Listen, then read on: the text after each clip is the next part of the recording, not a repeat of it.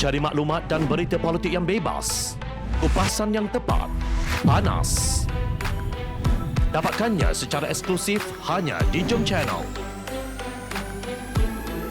Komitmen kami, pentasan berita Isnin hingga Jumaat. Berbicara dan isu semasa, kami garapkan secara langsung. Panel-panel berkaliber dan profesional. Interaktif, pandangan anda kami raikan. Jangan lupa bersama kami di setiap hujung minggu dalam edisi khas mingguan. Jom Channel, moving forward, sharing a new experience.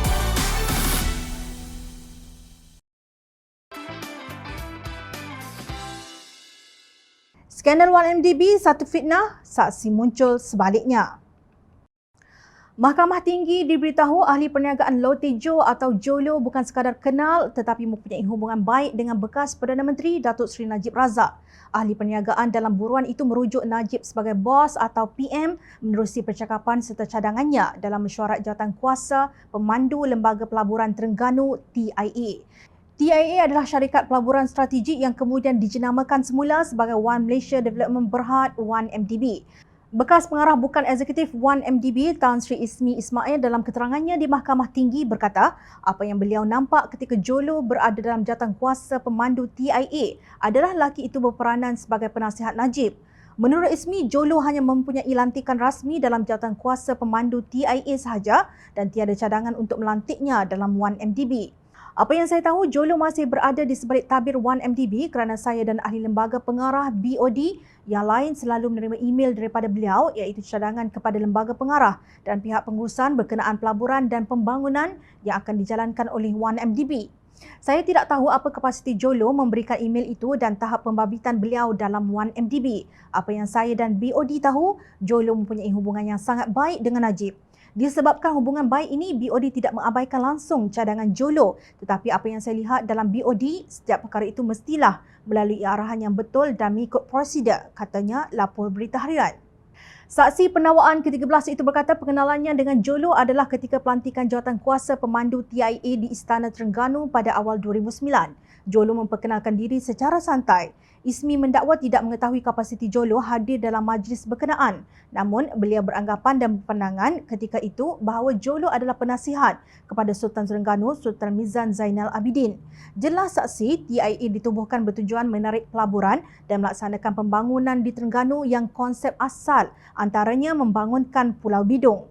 Ismi berkata demikian ketika membacakan pernyataan saksinya dalam perbicaraan terhadap Najib.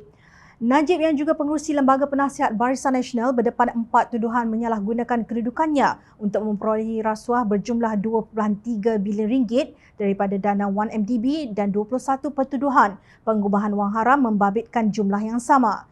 Mengenai kerjasama JV 1MDB dengan Petro Saudi International Limited (PSI) yang ditandatangani pada tahun 2009, Ismi berkata pengerusi ahli lembaga pengarah 1MDB ketika itu Tan Sri Muhammad Bakir Saleh berang apabila mengetahui terdapat beberapa isu yang meragukan berhubung perjanjian 1MDB dengan PSI.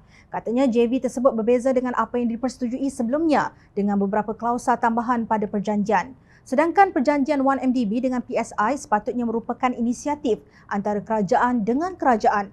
Syarikat 1MDB Petro Saudi Limited terlibat dalam pelaburan 1 bilion US dollar dan PSI melabur sebanyak 1.5 bilion US dollar. Selepas menandatangani perjanjian itu, PSI berkata pelaburannya sebanyak 1.5 bilion US dollar adalah hutang 1MDB kepadanya.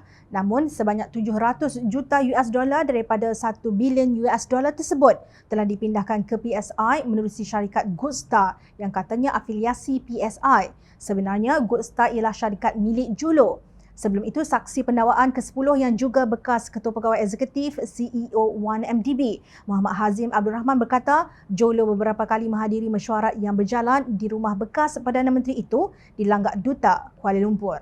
Menurut saksi tersebut, Najib tidak pernah memisahkan dirinya dengan Jolo. Jolo adalah orang PM, tegas Hazim. Bagaimanapun, Hazim berkata nama Jolo telah disembunyikan tatkala mesyuarat bersama dengan pihak audit KPMG untuk membincangkan mengenai 1MDB pada 2013. Hazim juga menjelaskan KPMG digugurkan sebagai auditor 1MDB kerana enggan menutup dan menandatangani laporan kewangan tahun 2013. Beliau juga mendakwa dirinya ditekan untuk menukar auditor KPMG dengan auditor lain dan tidak boleh ingkar arahan Najib.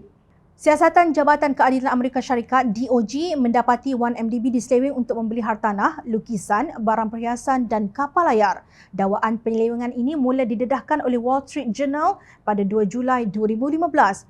Masuk akalkah kenyataan saksi-saksi DOJ serta hartanya dirampas dan laporan WSJ sebagai fitnah Pakatan Harapan ke atas Najib?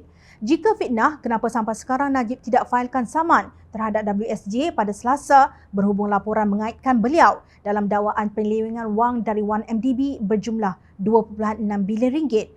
Sudah berapa Selasa yang datang dan pergi? Ingat, rakyat sentiasa memerhati.